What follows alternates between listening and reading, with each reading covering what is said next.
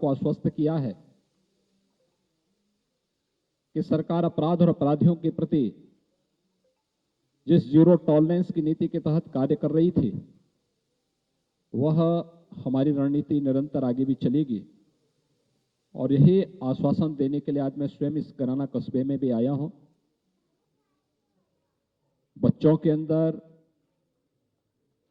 महिलाओं के अंदर एक विश्वास देखने को मिला है और ये विश्वास अवश्य रंग लाएगा, क्योंकि अब एक कैराना कस्बा आपराधिक गतिविधियों का नहीं बल्कि विकास की प्रक्रिया के साथ तेजी के साथ आगे बढ़ा है। यहाँ की जो मांग थी कि यहाँ पर अक्सर जाम होता है, आज बाईपास बन रहा है। औद्योगिक इकाइयों का यहाँ पर पुनर्गठन के साथ साथ नई इकाइयां लग रही हैं। काफी बड़े पैमाने पर यहाँ की जो औद्योगिक प्राधिकरण है उसके माध्यम से विकास और निवेश की जो संभावनाएं यहाँ पर बनी है, उसके माध्यम से बहुत सारे लोगों को स्थानीय स्तर पर ही रोजगार मिलना प्रारंभ हुआ है, व्यापार बढ़ना प्रारंभ हुआ है। और हमें विश्वास है कि सरकार की 2017 में आने के बाद से जो नीति रही है और आदरणीय प्रधानमंत्री जी का जो एक मंत्र रहा है, सबका साथ सबके विकास का, तो हम विकास भी सबका करेंगे, शासन की योजनाओं का लाभ भी सबको देंगे, बिना भेदभाव के देंगे, लेकिन बगैर तुष्टीकरण की नीति को अपनाए हुए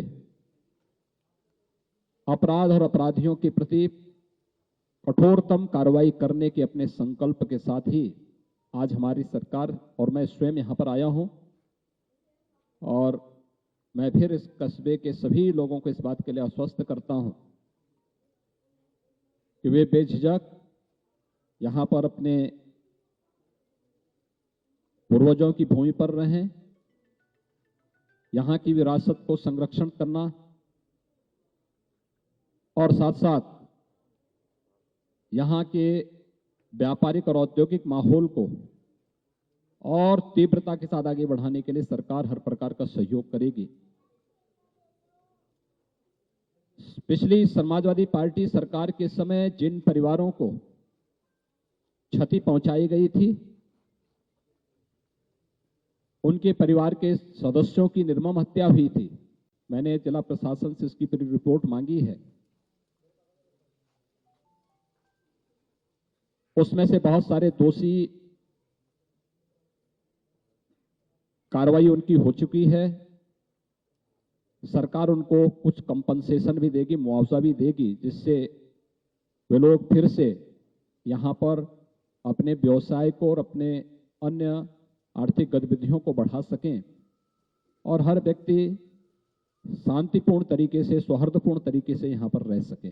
मैं इसीलिए आज खास तौर पर उन परिवारों से मिलने के लिए और उन्हीं के साथ में हमने दोपहर का भोजन भी लिया है। मेरे साथ प्रदेश अध्यक्ष जी भी, यहाँ के माननीय सांसद जी भी, हमारे विधायक भी, प्रदेश सरकार के मंत्री सुरेश राणा जी भी, ये सभी लोग, हमारे क्षेत्रीय अध्यक्ष भी, ये सभी लोग यहाँ मेरे साथ में इसी बात को लेकर के आए हैं। धन्यवाद जी।